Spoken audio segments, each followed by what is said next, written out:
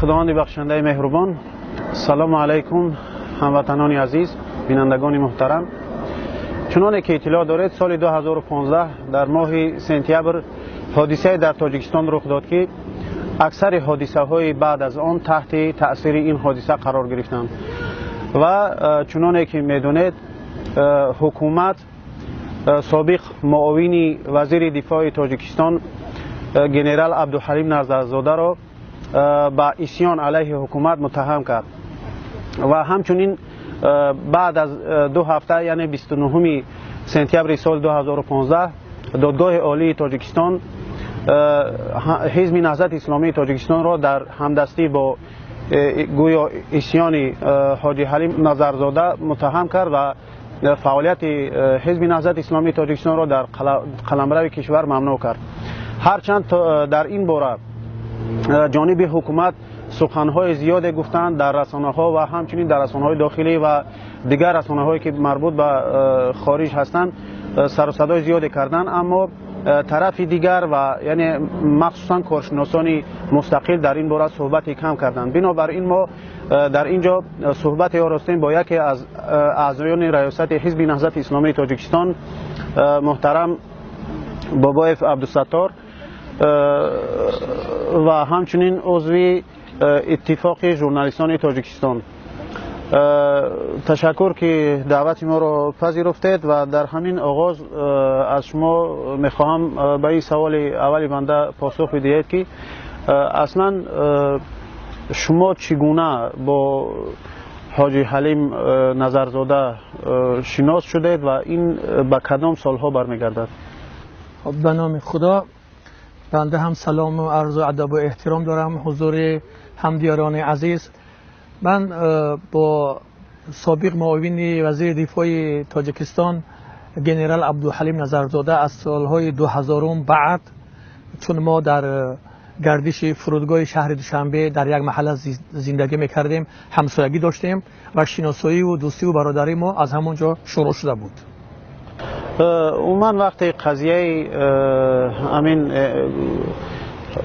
نظرزاده اتفاق افتاد شما در داخل کشور بودید و چنانه که میدونیم دادگاه عالی تاجیکستان بعداً حزب نهضت اسلامی تاجیکستان را یعنی گناهکار کرده بود و در همان روز یعنی روز 4 سپتامبر حزب نهضت اسلامی تاجیکستان جلسه شورای سیاسی خود را برگزار کرد. شما همچنین ریاست عالی خود را برگزار کرده بود. آیا شما حضور داشتید در این جلسه ریاست عالی؟ خب بله، بنده عضو ریاست عالی حزب نهضت تاجیکستان هستم و در اون روز 4 سپتامبر که قبل از 1 هفته پیش ریاست عالی تصمیم گرفته بود که باید جلسه ریاست عالی برگزار میشد و این هم در روز 4 سپتامبر اتفاق افتاد. خب براستی ببینیم که من چون با عبدالحلیم نظرزاده و جنرال نظرزاده رفت آمدی دوستی و برادری داشتم، نه تنها به من، تنها شخصا من که امروز ها کسانی که نزدیک به حاجی حلیم بودند و عبدالحلیم نظرزاده بودند مجرم شناخته می شوند. ما براستی روزی همون 3 سپتامبر که شب این اتفاق افتاد در 4 سپتامبر، راستی من هفته هر وقت ما 2 بار یا 3 مرتبه با عبدالحلیم نظرزاده با دوستانم یک جا جمع شدیم سر یک دسترخوان با یک پیاله چای و دوستی و رابطه ما دوستانه و برادرانه بود، چون ایشان شخصیت نظامی بودند و من هم صاحب کار بودم. اصلا با کارهای نظامی ایشان یگان چیزی ربط هم نداشتم، نمیدونستم، اما دوستی خالصی از برای خدای دوستانی خالص داشتیم. دوستی ما خالص بود و فقط همیشه دائم با هم سر یک دسترخوان جمع میشیم و اتفاقا هم روز همون 3 سپتامبر قبل از ساعت‌های 12 من زنگ زده بودم به جنرال نظرزاده و یک کار شخصی هم داشتم. من با اون گفتم که با شما یک کار شخصی دارم و ایشان با من گفتن که شما امروز تشریف بیارید خانه، در آش آماده شده است، یک جا میشیم سر دسترخوان آش میخورید. و روز هم روز پنجشنبه بود و یاد دارم که جنرال هم گفت که امروز روز پنجشنبه است، من روزدار هستم و شما یک جا میشیم در خانه چون آش آماده کردن بعد صحبت همون میکنیم. و عادتا عبدالحلیم عادت داشت که هر روزهای در یک هفته 2 بار دوشنبه و پنجشنبه روزه می داشت و خلاصه به من گفت که خب با حتما خانه بیاید با همراهی مخصوص عبدالستار هم بیارید که ما یک جای خب نصف روزه یک جا باشیم سر دسترخوان.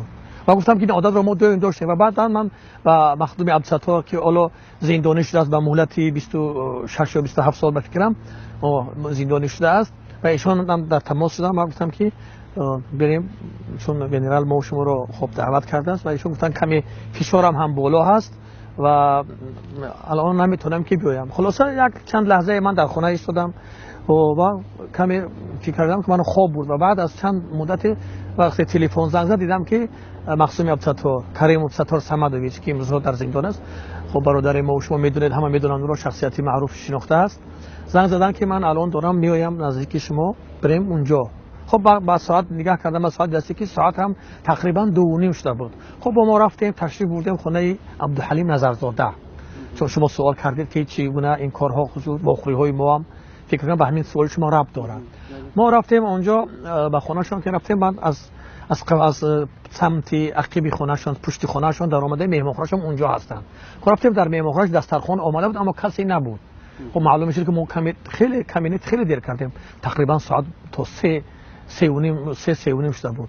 خب بعد من اونجا نماز پیشین رو خواستم بخونم و بابای مخصوم عبدالستار گفت که من نمازم رو خوندم. من گفتم یک لحظه من نمازم رو میخونم. خلاصه من نماز رو اونجا خوندم و بعد چند لحظه گفتم پیش از آن که از نماز خارج شوم، خب دیگه از اون صدای کسی برآمد و خب مخصوم عبدالستار رو با ماشینش از طرف اونجا، چون خونه‌اش در حدود فابریکه نانپزی شهر دوشنبه است و بابای مخصوم رو بردن از اون طرف و من باشم، من رو بردن بعد یک تقریبا 2-3 دقیقه و طریق خانه اش داخل سمت فابریکه نوبندی شدیم که اونجا رفتیم تقریبا در نزد همون داخلگاه و نظرزاده هم در بالا یک گلیم پرتافته شده همون نشستگی بود. خب با ما رو استقبال کرد، کم من شوخی و صحبت های خود را کردیم. یگان صحبت در این باره نرفت، فقط همین قدر گفت که من با شما را در ساعت 12 گفته بودم بیاید برای دسترخوان آش، اما شما 2:30 قریب ساعت 3 شد، من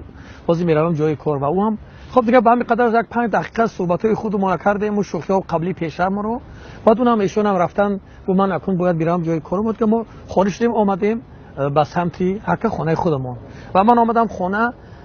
ببینید در کشور هر یک عضو اعضایان ریاست عالی اکثرشان فکر کنم این رو برادران میدونن، بخصوص من، بابای مخصوم عبدالستار، حتی رئیس کمیسیون تفتیشات مولای محمد علی فیض محمد، همیشه دنبال ما 1 نفر یا 2 نفر از نمایندگان امنیت ملی دنبالگیرمان میکردن. از سال 2013 این حادثه ها شروع شده بود که و خب بالاخره آنها دیگه با ما دعوت میکردن به کمیته امنیت، خلاصه با ما صحبت هاشون میکردن و میخواستن که خب ما از صف حزب یا خارج شویم و خلاصه که هر شرط و شروط خود را میگذاشتن و همیشه ما تحت نظارت کارمندان امنیت ملی قرار داشتیم. همیشه این را مثلا میدونستیم، ما حتی میدونستیم که من میدونستم که دنبال بابای مخصوم عبدالستار کی میگشت و دنبال مولوی محمد علی فیض محمد و این در همه برادران هم بودن.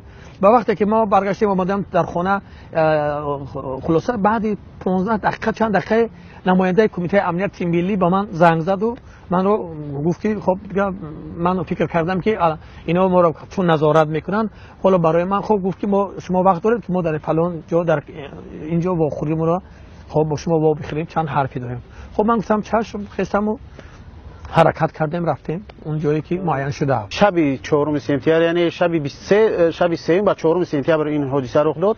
بله.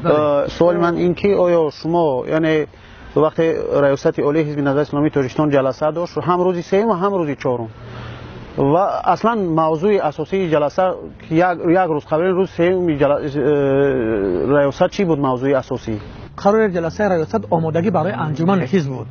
باید که روز 4 سپتامبر ساعت فکر کنم 11 بود یا 10 بود. شما چون عضو ریاست عالی هستید میدونید قرار شده بود که باید که جلسه ریاست عالی میگذشت و در آنجا برای برگزار کردن انجمن حزب نهضت اسلامی تاجیکستان که خب انجمن دم وقتش با پایان رسیده بود، باید انجمن گذرانده میشد و ریاست عالی رئیس نو انتخاب میکرد. فکر کنم همین مسئله دیده میشد.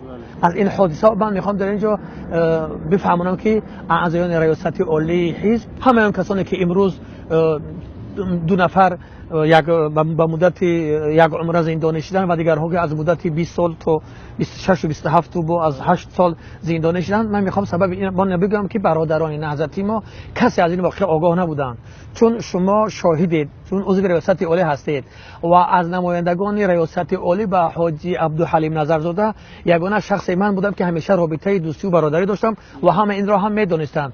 وقتی که ما در جلسه حاضر شدیم، برادران اعضایان ریاست عالی، حتی معاون اول رئیس حزب نهضت اسلامی تاجیکستان سید عمر حسینی، معاون دیگر رئیس حزب نهضت محمد علی حیید، اینها همه با من با تعجب می‌نگریستند و از من سوال می‌کردند که چی خبر است، چی واقعه است، چی گپ شده است، چون آوازه پخش شده بود که عبدالحلیم نظرزاده خب خیست است و با بچه‌ها جوانای خود و کدام قسم حربی را اشغال کردند، رفتن سمت کوهی و دره رامید.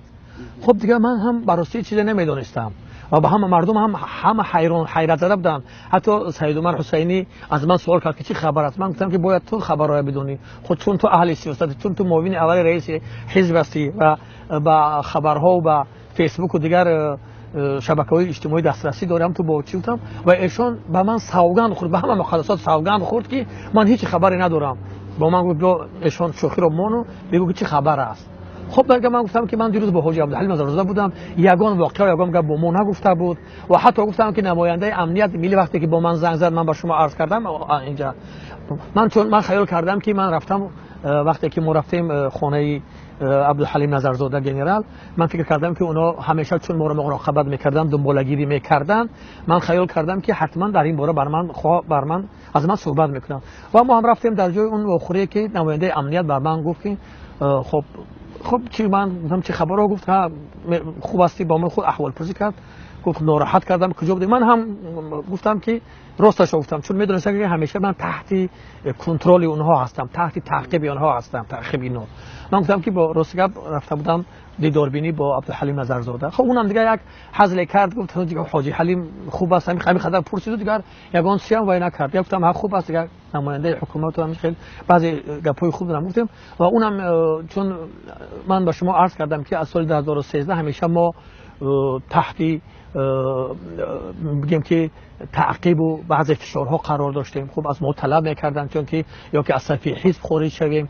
خلاصه همین حرفا بود، نه تنها با من، با دیگر برادرها هم بودن که ما میدونستیم با دیگر این رو میگفتیم و اون کس با من گفتن که شما فردا جلسه ریاست عالی دارید و من خود همون نماینده امنیت که خب که لازم نمیشه در اینجا من نامش رو بگم، خب نمیشه که جلسه ریاست عالی شاید برگزار نگردد، چی لازم همین. من گفتم برادر ببین اصلا من اون شخصی نیستم که جلسه ریاست عالی حزب رو بیکار کنم، بگم که با یک تصمیما جلسه ریاست عالی حزب بیکار شود. حزب بی نهضت اسلامی تاجیکستان 59 نفر اعضای ریاست عالی دارن، اونا تماس میگیرن، رئیس حزب نهضت اسلامی تاجیکستان و معاونانش تماس میگیرن. خلاص صحبت های ما همین بود و در همین خصوص اونم با من صحبت کرد. دیگه رفتیم.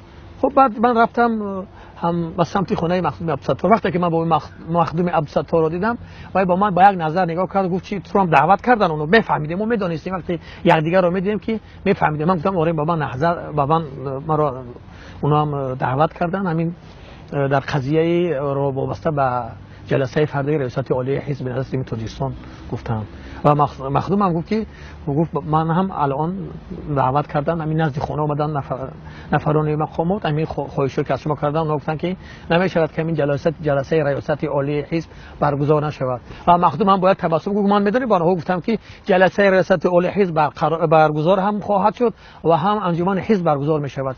چرا برای شما این چه مشکلی دارد؟ تاجیکستان یک کشور آزاد دموکراتی و حزب نهضت اسلامی تاجیکستان در اساس چارچوب‌های قانونی تاجیکستان عمل می‌کند. خلاصه همین بود واقعه ما و دیگر ما وقتی که شب این واقعه ها گویا که شب بعد از ساعت 12 و یکی شب 4 سپتامبر به وقوع پیوسته است سر شده است و من به همه مقدسات سوگند می‌خورم که سحر بعد نماز من یک عادت داشتم که کمی خواب می‌کردم. بعد نماز تلفنم خاموش کردم و خواب کردم. خلاصه ساعت‌های چند 6:30 یا 7 بود وقتی تلفنم رو گردان کردم دیدم که چند پیامک اومده است. این هم زنگ همون نماینده امنیت که دیروز به من زنگ زده بود.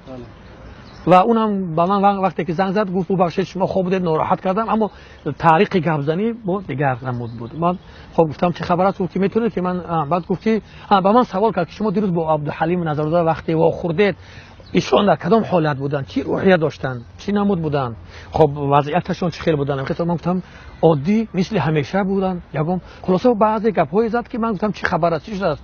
خب گفت که شما نمیدونید. گفتم نگو که عبدالحلیم نظرزاده خب هجوم کرده است به وزارت دفاع و هجوم کردن به قسم حربی و میدان هوایی بوده و بعضی سلاح‌ها را هم گرفتند و رفتند به سمت دره ایران. بله، یعنی منظور شما این است که اعضای ریاست عالی و حتی معاونان رئیس حزب از این قضیه آگاهی نداشتند؟ ببینید من عرض کردم که یکی از نفرانی که همیشه ما در یک هفته 2 بار یا 3 بار به سابق این معاون وزیر دفاع میخورده من بودم. من نمیدانستم و حکومت تاجیکستان امنیت هم میدانست که ما و مخدوم عبدالستار از این سیر آگاه نیستیم، چون که هر قدمی ما تحت نظارت اونا بود. اونا میدانستن که اونا 100% میدانستن که ما در این کار عموما از این کار خبر هم نداریم. من تاجر 100% نمیدونم که قضیه حاجی حلیم چی گونه شروع شده و چی دارد، اما اعضایان ریاست عالی هیچ کدامش نمیدونستن و بنده هم این کارا این حادثه رو به وقوع آمده را از زبان نماینده امنیت ملی در تلفن هم شنیده بودم که ایشان شاهد هستند، حالم زنده هستند، صدای ما رو میشن، هیچ کس نمیتونن این رد کنن. اگر میخواهند من با آنها میتونم که مستقیما تماس بگیرم و این حرفا رو بگویم. و در خود جلسه ریاست عالی هم همه مردم حیران میشدن. حتی اگر شما باید داده باشد داملا زویدالله رازق که الان مسافر 75 ساله در زندان و سالهای طولانی محبوس است، اون کس با ما گفتن که این حقیقت ندارد، این گپ‌های کمپیرانی لبی آبند، باور نکنید هیچ خبر نیست، بیاین گپ با این گپ‌ها داده نشوید. اما مردم گفتن نه اینجوری نیست، واقعا هست که همه اخبارهای دنیا حتی با از من پرسیدن. خلاصه مردم من با اطمینان کامل به برادران میرسانم، بخصوص به آن برادران زندانی ما که امروزها در زندان بیگناه نشستند، فرزندان و پیوندان اقارب آنها بدانند که اونها هیچ خبری حتی نداشتند از این واقعهایی که به حاجی حلیم پیوست. عموما واکنش حزب چی بود نسبت این قضیه در همون روز 4 سپتامبر؟ در همون روز اتفاقا روز 4 سپتامبر ما جلسه ریاست عالی مون گذراندیم، شما هم خود فکر کنم شاهد هستید و بودید. خب در این جلسه شورای سیاسی حزب نهضت اسلامی تاجیکستان قرار قبول کرد، اظهارات پخش کرد که حالا هم اظهاراتش در بایگانی من حتی در تلفن شخصی هم ثبت است. اظهارات پخش کردن و این را کار داخلی نظامی قدرت‌های نظامی داخله دانستند و در اظهارات طرف‌های درگیر را به صلح و صلاح دعوت کردند و طلب کردند که حتما حکومت چاره بیند و وضعیت در تاجیکستان به اعتدال آورده شود. بیارم وضعیت رو. تشکر. و شما بعد از اون خوب هم در جریان هستیم که فشارها روی اعضای حزب نهضت اسلامی تاجیکستان بخصوص ریاست شروع شد و شما هم از کشور خارج شدید. کی بود این خارج شوی شما؟ اصلا سبب خارج شدن چی بود از کشور؟ ببینید همون روزهای 15 و 16 سپتامبر بعد از این اتفاقها اکثر برادران عضو ریاست عالی، اعضای ریاست عالی و معاونان رئیس حزب نهضت اسلامی تاجیکستان ها بازداشت شدند.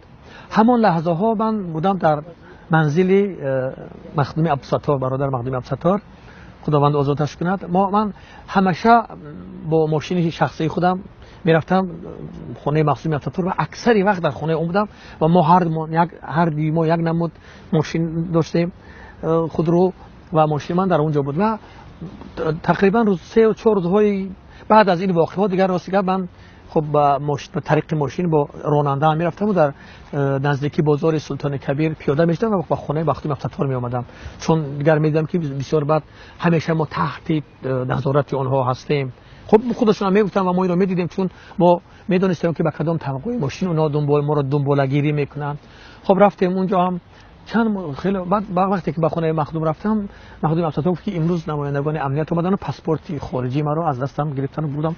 گفتم من بگیرید، من اقام وای ندارم.